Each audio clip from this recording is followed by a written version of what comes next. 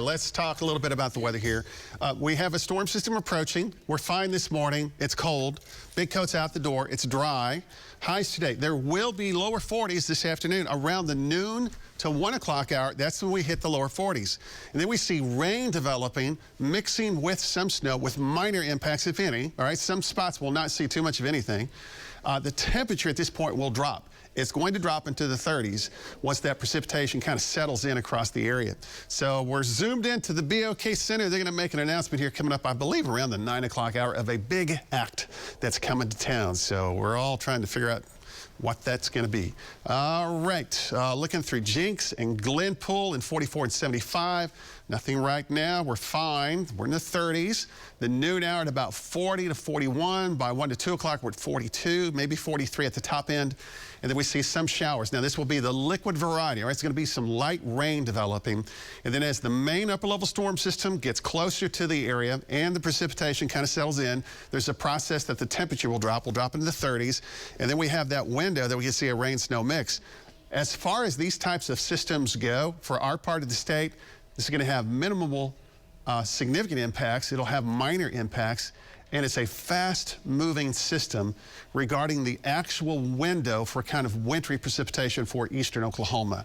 So I'm going to show you on the top of the screen here, it says that these winter weather advisories and watches go until midnight. That's for our part of the state. The advisories in central and western Oklahoma expire at 6 o'clock tonight. But instead of trying to change that back and forth on these products, I'm going to keep it until midnight.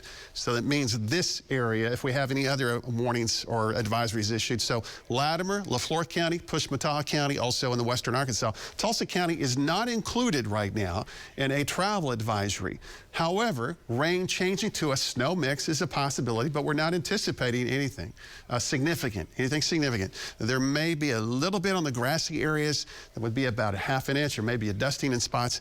Areas to the south along Highway 270 in a narrow band that could go all the way up into western Arkansas, maybe 1 to 1.5, and then out to the west of us. That is where we have more of the potential for a significant impact. We call this winter storm warning criteria snow, 4 inches or higher. So 4 to 6 from Gage to Clinton to Hulbert, Sayre, Elk City, this area that drops down, just kind of clips the northern part of the Arbuckles.